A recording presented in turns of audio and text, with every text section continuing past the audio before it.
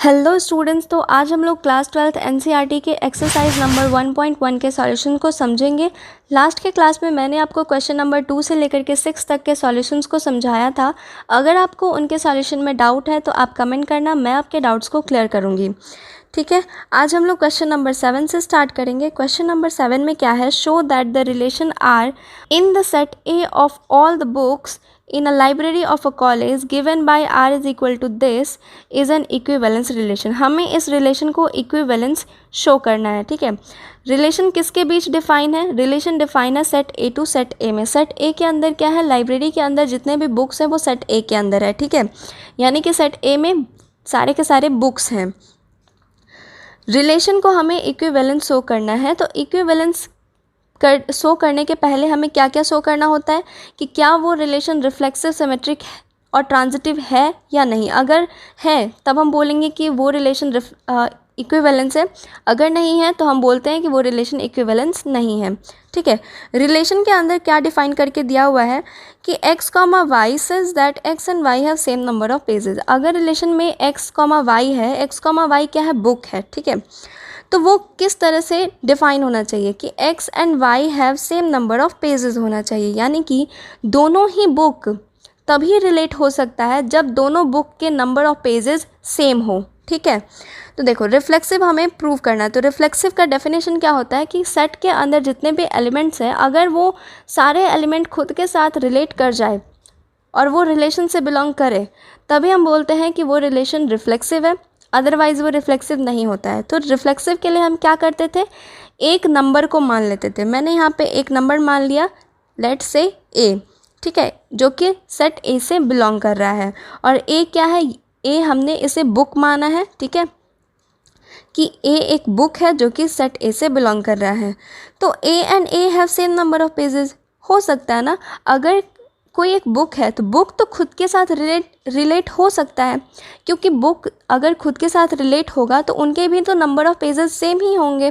ठीक है, तो यहाँ ए एंड ए खुद के साथ रिलेट हो रहा है। इसी तरह से लाइब्रेरी के अंदर जितने भी बुक्स होंगे, ठीक है, वो सारे भी तो खुद के साथ रिलेट हो सकते हैं। और अगर वो खुद के साथ रिलेट हो सकते हैं तो इसका मतलब हो गया कि आर रिफ्लेक्सिव रिलेशन है। ठीक है, अब देखो सिमेट्रिक के लिए क्या करना है हमें। सिमेट्रिक के लिए हम दो नंबर्स को ले लेते थे, तो हमने यहाँ पे दो बुक्स को ले लिया है कि जो कि सेट ए से बिलोंग कर रहा है। अब हम मान लेते हैं कि ए कॉमा बी रिलेशन से बिलोंग कर रहा है, तो इसका मतलब क्या हो गया कि number of pages in book A is equal to number of pages in book B. ठीक है, अब मैं ऐसा क्यों कह रही हूँ? क्योंकि आप रिलेशन पे ध्यान दो। क्या कह रहा है रिलेशन कि x, y तभी रिलेशन में होगा जब x एंड y के नंबर ऑफ पेजेस सेम होंगे। ठीक है, तो अगर हमने यहाँ पे ऐसा मान लिया, ऐसा बोल रही हूँ मैं कि ए कॉमा बी रिलेशन के अंदर है, तो इसका मतलब क्या बन के आएगा कि number of pages in book A is equal to number of pages in book B. यही इसका मतलब हो सकता है ना। अब देखो, अब हम इसको पलट के भी बोल सकते हैं कि number of pages in book B is equal to number of pages in book A, है कि नहीं? जब हम ऐसा बोल सकते हैं तो इसका मतलब क्या हो गया कि b कॉमा ए भी रिलेशन से बिलोंग करेगा। ठीक है, जब b कॉमा ए रिलेशन से बिलोंग करेगा तो r हमारा सिमेट्रिक रिलेशन कहलाएगा। ठीक है, अब देखो ट्रांजिटिव के लिए क्या करना है। ट्रांजिटिव के लिए हम तीन नंबर्स को लेते थे, हमने यहाँ पे तीन बुक्स को ले लिया जो कि सेट ए से बिलोंग करेगा। यहाँ पे आप सेट ए कर लेना। ठीक है, सेट ए से बिलोंग करेगा। अब देखो मैंने माना कि ए कॉमा बी रिलेशन में है। ठीक है, तो ए कॉमा बी रिलेशन में कब हो सकता है? जब number of pages in book A is equal to number of pages in book B होगा। ठीक है, और अगर मैं फिर से मानूँ कि b कॉमा सी रिलेशन में है, तो इसका मतलब क्या हो गया कि number of pages in book b is equal to number of pages in book C. यही हो सकता है। ठीक है, अब आप यहाँ ध्यान दो कि number of pages in book a is equal है number of pages in book b के। ठीक है, और यहाँ देखो number of pages in book b is equal to number of pages in book c, ये है। तो हम ये भी तो कह सकते हैं कि number of pages in book a is equal to number of pages in book c। ठीक है, और अगर हम ऐसा बोल सकते हैं तो हम ये कह सकते हैं कि a कॉमा सी भी रिलेशन से बिलोंग करेगा। है कि नहीं। और अगर ये रिलेशन से बिलोंग करेगा इसका मतलब हो गया कि रिलेशन ट्रांजिटिव भी है। तो देखो रिलेशन हमारा रिफ्लेक्सिव भी हो गया, सिमेट्रिक भी हो गया और ट्रांजिटिव भी हो गया, मतलब कि रिलेशन इक्विवेलेंस रिलेशन है। ठीक है, अब क्वेश्चन नंबर 8 की तरफ चलते हैं। क्वेश्चन नंबर 8 में क्या है, show that the relation are in the set A given by R is equal to this is an equivalence relation. अभी हम इतना ही सॉल्व करते हैं। क्या है, सेट ए हमें गिवन है, हमने यहाँ पे इसे लिख लिया, और रिलेशन गिवन है। रिलेशन में क्या डिफाइन करके दे रहा है कि ए कॉमा बी रिलेशन में तभी होगा जब mod of a minus b is even. ठीक है, mod of a minus b अगर इवन होगा तभी ए कॉमा बी रिलेशन के अंदर होगा। ठीक है, और सेट ए के अंदर क्या क्या है, 1 2 3 4 5 है। अब देखो हम क्या करते हैं कि यहाँ एक रिलेशन को बना लेते हैं। ठीक है, हम लोग यहाँ पे एक रिलेशन को बना लेते हैं। क्या बनेगा, 1,1 ले सकते हैं क्या हम। देखो अगर 1 - 1 लेते हो तो कितना आता है, 0, और 0 तो इवन है, तो हाँ हम ले सकते हैं 1,1 को। फिर 2,2 भी ले सकते हैं, क्योंकि 2 - 2 करेंगे तो भी 0 आएगा। ठीक है, और 0 इवन होता है, यानी कि सेम नंबर्स के पेयर्स तो हम ले सकते हैं। तो यहाँ पे देखो मैंने 3,3 भी लिखा है, 4,4 और 5,5 भी ले लिया। अब हम लोग अलग अलग नंबर लेते हैं। 1,3 क्या हो सकता है, 1 - 3 करोगे आप तो कितना आता है, -2, और -2 का आप मॉड करोगे तो कितना आएगा, 2। और इसका अपोजिट पेयर भी हम ले सकते हैं, यानी कि 3,1 ले सकते हैं। तो देखो 3 - 1 करोगे तो कितना आएगा, 2 आएगा, और 2 का मॉड लोगे तो कितना आएगा, 2 ही आएगा। 2 तो इवन होता है। ठीक है, तो 1,3 और 3,1 भी ले सकते हैं। इसी तरह से हम सारे पेयर्स को लिख लेंगे जो कि इस रिलेशन को सेटिस्फाई करेगा। ठीक है, अब हम यहाँ पे चेक करेंगे, इस रिलेशन से हम लोग यहाँ पे चेक करेंगे कि क्या ये रिफ्लेक्सिव सिमेट्रिक ट्रांजिटिव है या नहीं, क्योंकि हमें इक्विवेलेंस प्रूव करना है। ठीक है, तो इक्विवेलेंस प्रूव करना है तो सबसे पहले तो हमें यही चीज़ को प्रूव करना होगा कि क्या ये रिलेशन रिफ्लेक्सिव सिमेट्रिक और ट्रांजिटिव है या नहीं। अगर है तभी तो वो इक्विवेलेंस होगा। ठीक है, तो देखो रिफ्लेक्सिव प्रूफ करना है तो हमें क्या देखना होगा, सेट के अंदर जितने भी एलिमेंट्स हैं उन सभी का पेयर खुद के साथ बन रहा है रिलेशन के अंदर या नहीं, हमें ये चेक करना होता है रिफ्लेक्सिव के लिए। ठीक है, तो देखो सेट के अंदर क्या क्या है, 1 2 3 4 5। अब हमें ये चेक करना है कि क्या 1 2 3 4 5 का पेयर खुद के साथ बन रहा है रिलेशन के अंदर। तो देखो 1,1 है, 2,2 है, 3,3 है, 4,4 है और 5,5 है, यानी कि रिलेशन रिफ्लेक्सिव तो है। अब हम लोग बात करते हैं सिमेट्रिक की। सिमेट्रिक के लिए क्या होना चाहिए, अगर 1,3 है रिलेशन के अंदर तो 3,1 को भी रिलेशन के अंदर होना चाहिए।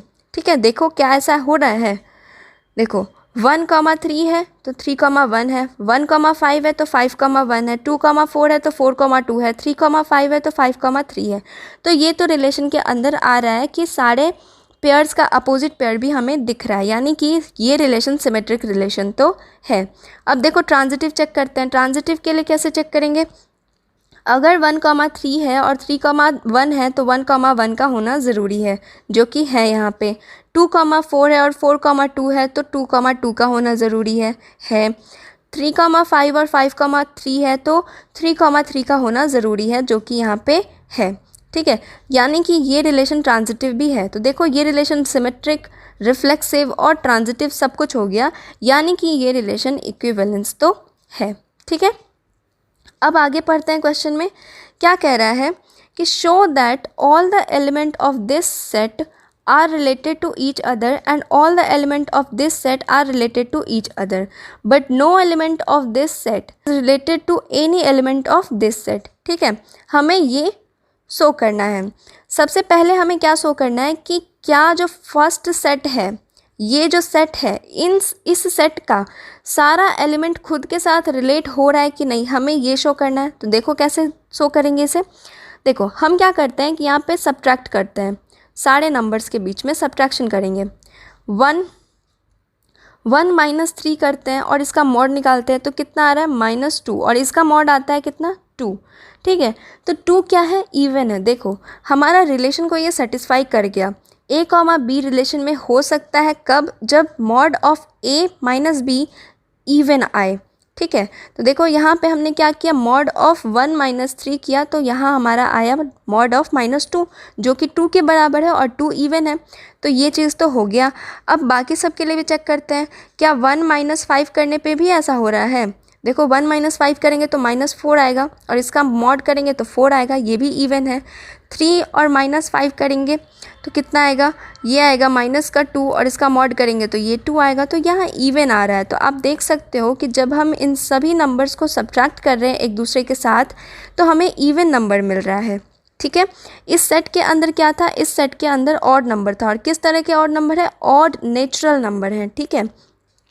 और जब हम इनका सब्ट्रैक्शन कर रहे हैं तो हमें इवन नंबर मिल रहा है जो कि रिलेशन को भी सेटिस्फाई कर रहा है। इसका मतलब क्या हो गया कि 1, 3 और 5 जो है वो सभी नंबर्स एक दूसरे के साथ रिलेट कर सकते हैं। क्यों कर सकते हैं, क्योंकि इनका डिफरेंस करने पे इवन नंबर आता है। अब देखो सेकंड सेट में भी हमें वही चीज़ प्रूव करना था कि क्या ये दोनों एलिमेंट एक दूसरे के साथ रिलेट कर रहे हैं। तो इसे भी हम लोग सब्ट्रैक्ट करके देखेंगे और मॉड निकालेंगे। 2 माइनस 4 किया हमने और इसका मॉड ले लिया। 2 माइनस 4 करेंगे तो -2 आएगा और इसका मॉड करोगे तो कितना आएगा, 2, जो कि इवन है। देखो ये भी रिलेशन को सेटिस्फाई कर गया, यानी कि 2 एंड 4 भी एक दूसरे के साथ रिलेट हो सकता है। ठीक है। तो हम यहाँ लिख देंगे here 2 and 4 are related to each other because the difference of even natural number is even. ठीक है। अब देखो यहाँ है ऑड नंबर का सेट और यहाँ है इवन नंबर का सेट। अब हम इन दोनों के बीच सब्ट्रैक्शन करके देखेंगे। तो मैंने ले लिया 1 और 2। ठीक है, 1, 2 ले लिया।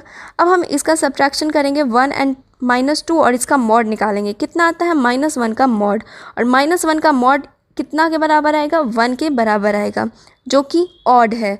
हमें लाना क्या था, इवन लाना था, लेकिन यहाँ तो ऑड आ रहा है, यानी कि ये दोनों के दोनों सेट के जो एलिमेंट्स होंगे वो एक दूसरे के साथ रिलेट नहीं करेंगे, क्योंकि इनका जब हम डिफरेंस कर रहे हैं तो क्या आ रहा है, इवन के जगह पे ऑड आ जा रहा है। ठीक है, इस वजह से इनके एलिमेंट्स एक दूसरे के साथ रिलेट नहीं करेंगे। तो क्वेश्चन नंबर 8 है, तो क्वेश्चन नंबर 8 हमारा कंप्लीट हुआ। क्वेश्चन नंबर 9 में क्या है, show that each of the relation are in the set A this given by, हमें दो रिलेशन यहाँ पे दिया हुआ है और सेट भी हमें डिफाइंड दिया हुआ है। ठीक है, प्रूव करना है कि ये दोनों रिलेशन इक्विवेलेंस रिलेशन होगा, और उसके बाद हमें क्या करना है कि find the set of all elements related to 1 in each case. अब इन दोनों ही क्वेश्चन में हमें इक्विवेलेंस क्लास निकालना है। Set of all element related to 1 का मतलब हो गया कि 1 का इक्विवेलेंस क्लास।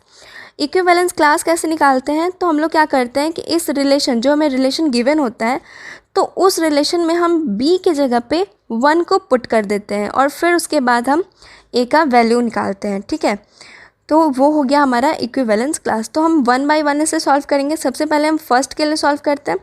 फर्स्ट में हमारा क्या रिलेशन डिफाइंड है कि a, b अगर रिलेशन में है तो वो किस तरह से होना चाहिए डिफाइंड, कि mod of a minus b is a multiple of 4।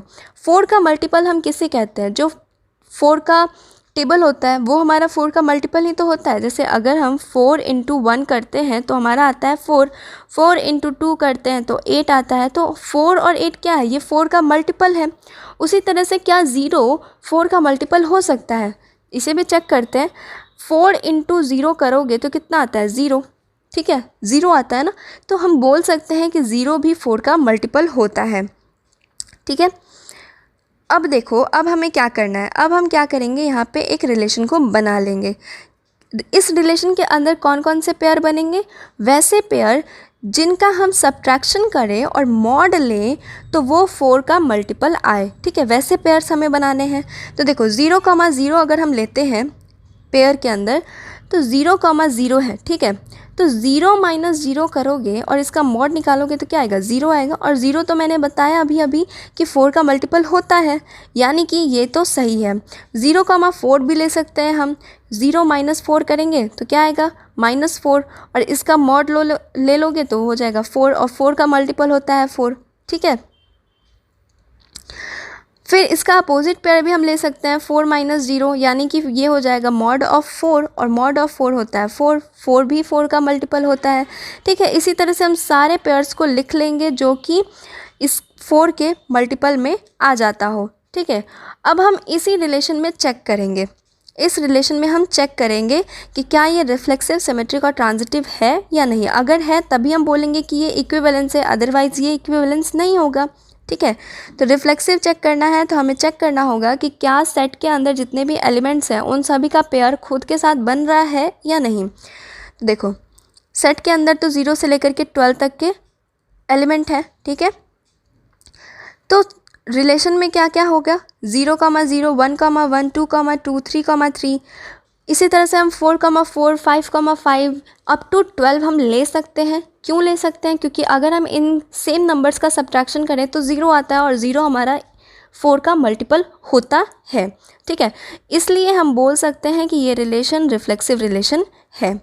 अब देखो, सिमेट्रिक करना है, सिमेट्रिक के लिए क्या होना चाहिए, अपोजिट पेयर होना चाहिए। ठीक है, तो देखो 0, 4 है तो 4, 0 भी है, 0, 8 है तो 8, 0 भी है, 1, 5 है तो 5, 1 है, 1, 9 है तो 9, 1 है। इसी तरह से आपको सारे पेयर्स के लिए उसके अपोजिट पेयर इस रिलेशन के अंदर दिख जाएंगे। ठीक है, तो इसका मतलब हो गया कि ये रिलेशन सिमेट्रिक रिलेशन है।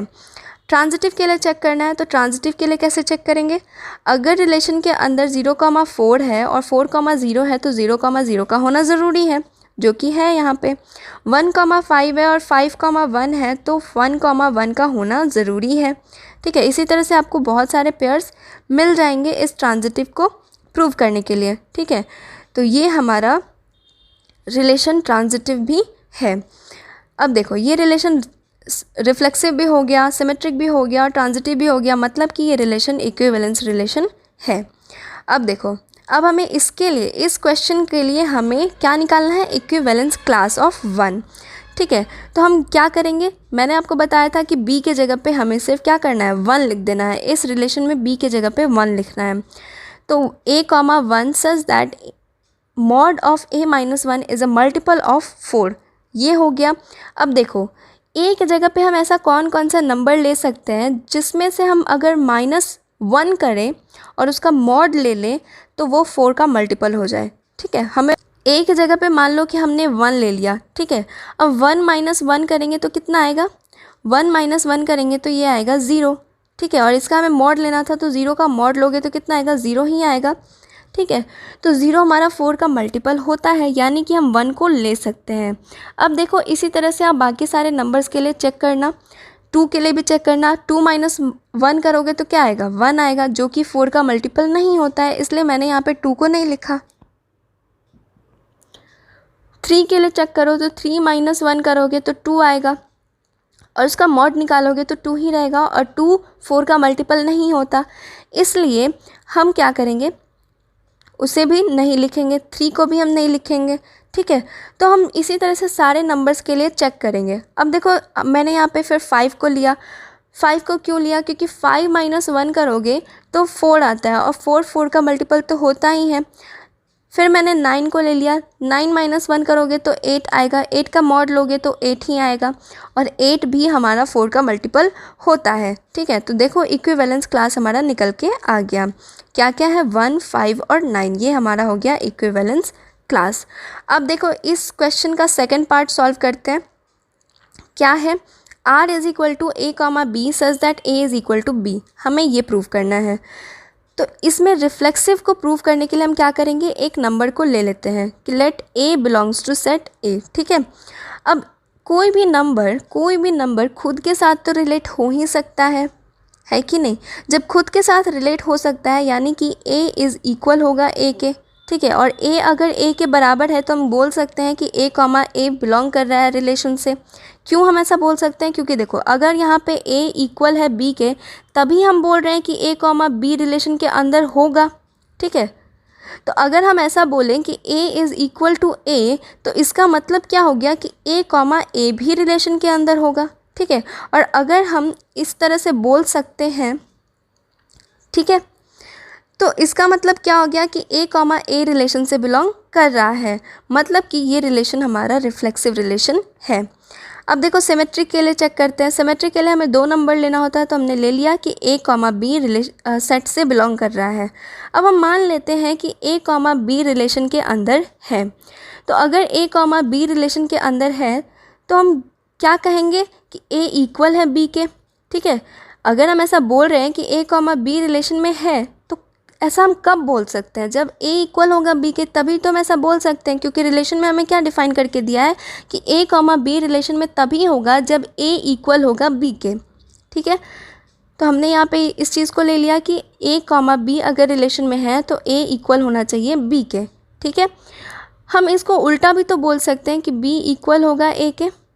ठीक है, हम बोल सकते हैं ना ऐसा। और अगर हम ऐसा बोल रहे हैं कि b इक्वल है a के, इसका मतलब क्या हो गया कि b कॉमा a ये भी रिलेशन से बिलोंग कर रहा है।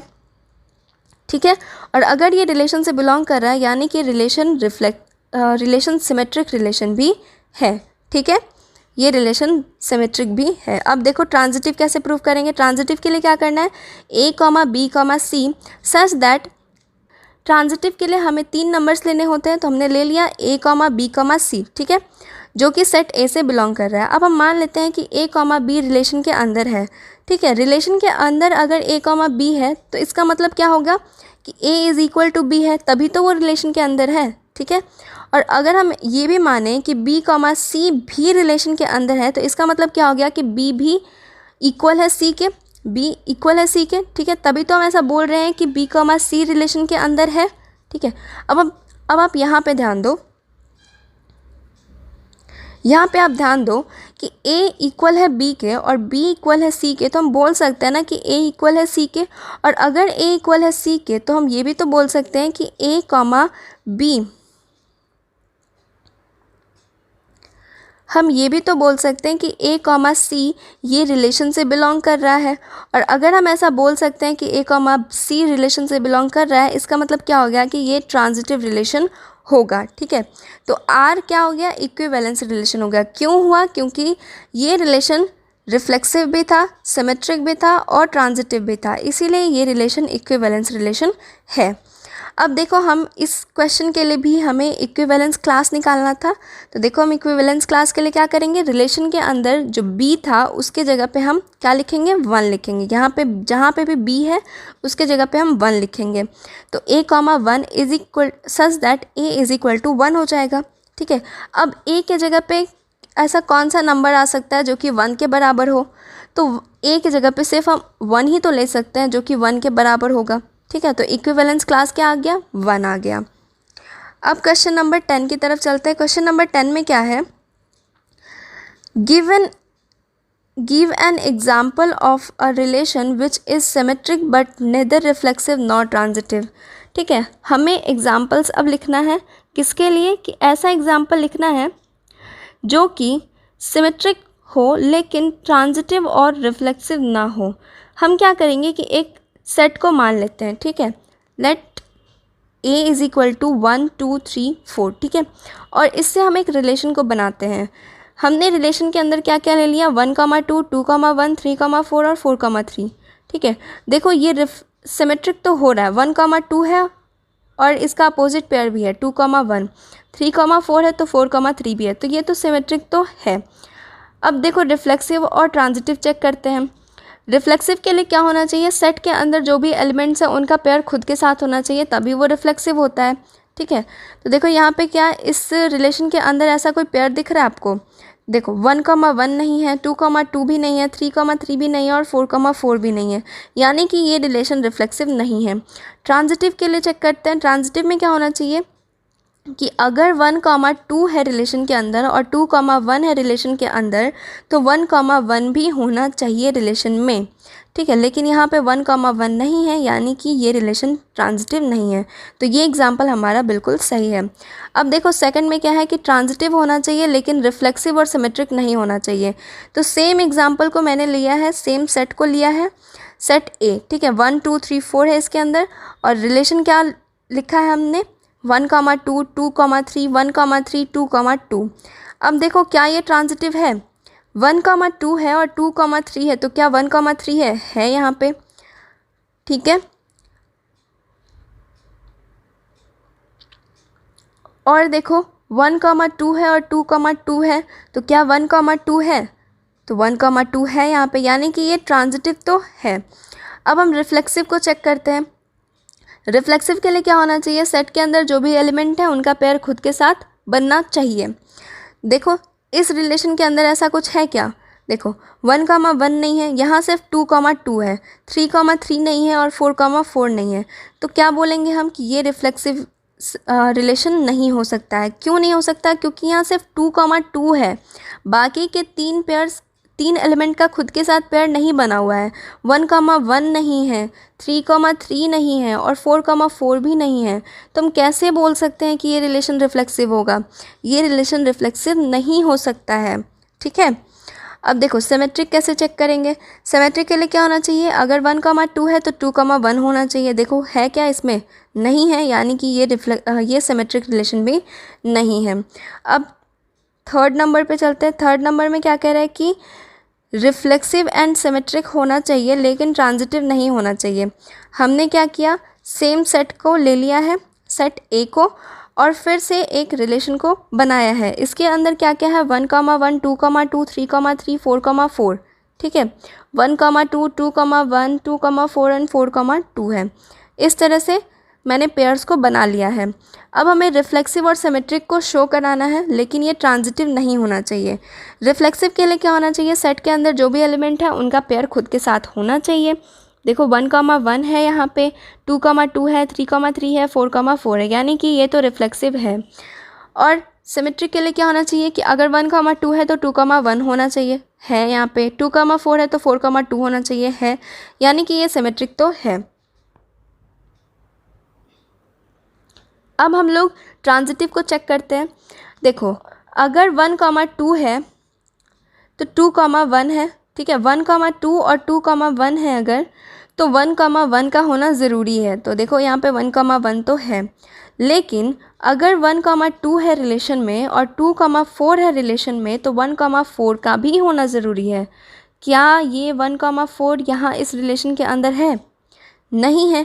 इसका मतलब क्या हो गया कि ये ट्रांजिटिव रिलेशन नहीं है, मतलब कि जो हमने एग्जाम्पल लिया है रिलेशन का वो बिल्कुल सही है। अब देखो रिफ्लेक्सिव होना चाहिए और ट्रांजिटिव होना चाहिए लेकिन सिमेट्रिक नहीं होना चाहिए। सेम एग्जाम्पल को मैंने ले लिया, सेम सेट को लिया है, फिर से मैंने एक रिलेशन को डिफाइन किया जिसके अंदर क्या क्या पेयर्स बने हुए हैं, 1,1, 2,2, 3,3, 4,4, 1,3, 3,4 एंड 1,4 है। हमें क्या प्रूव करना है, रिफ्लेक्सिव और ट्रांजिटिव होना चाहिए लेकिन सिमेट्रिक नहीं होना चाहिए। देखो रिफ्लेक्सिव के लिए जो चीज़ हमें चाहिए वो तो है, यहाँ पे सारे एलिमेंट्स का पेयर खुद के साथ तो बना हुआ है, ठीक है, तो ये तो रिफ्लेक्सिव होगा। अब हम आगे चेक करते हैं, 1,3 है और 3,4 है, तो 1,4 का होना ज़रूरी है। क्या है, बिल्कुल है यहाँ पे, इसलिए ये ट्रांजिटिव और रिफ्लेक्सिव तो है। लेकिन क्या ये सिमेट्रिक है, 1,3 है तो क्या 3,1 है, नहीं है, यानी कि ये सिमेट्रिक तो नहीं है। मतलब हमारा रिलेशन बिल्कुल सही एग्जाम्पल लिया गया है। अब देखो सिमेट्रिक प्रूव करना है और ट्रांजिटिव प्रूव करना है, लेकिन रिफ्लेक्सिव नहीं होना चाहिए। ऐसा एग्जाम्पल लेना है जो कि सिमेट्रिक हो और ट्रांजिटिव हो लेकिन रिफ्लेक्सिव नहीं हो। हमने यहाँ पे एक सेट लिया है जिसके अंदर एलिमेंट क्या क्या है, 0, 2 एंड 3 है, ठीक है, 0, 2 एंड 3 है। और रिलेशन को मैंने बनाया, इसके अंदर पेयर में क्या क्या है, 2,2 है, 2,3 है एंड 3,3 है। सिमेट्रिक और ट्रांजिटिव होना चाहिए लेकिन रिफ्लेक्सिव नहीं होना चाहिए। तो देखो सिमेट्रिक होने के लिए क्या होगा, 2,3 है तो 3,2 होना चाहिए। देखो यहाँ पे है इस रिलेशन के अंदर, यानी कि ये सिमेट्रिक तो है। ट्रांजिटिव के लिए क्या होना चाहिए, अगर 2,3 है और 3,2 है तो 2,2 का होना ज़रूरी है जो कि रिलेशन में है, यानी कि ये ट्रांजिटिव भी है, ठीक है। तो देखो हमने प्रूव कर दिया इसको कि ये सिमेट्रिक भी है और ट्रांजिटिव भी है लेकिन रिफ्लेक्सिव नहीं है, यानी कि ये एग्जाम्पल भी हमारा सही है। तो क्वेश्चन नंबर 10 हमारा कंप्लीट हुआ।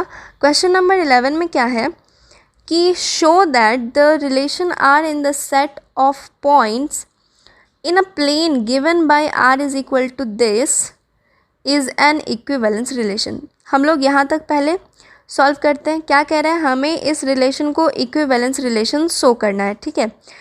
और ये रिलेशन डिफाइन है किस में, सेट ए के साथ ही डिफाइन है, सेट ए टू सेट ए में ये रिलेशन डिफाइन है। सेट ए के अंदर क्या है, सेट ए के अंदर है पॉइंट्स, ठीक है।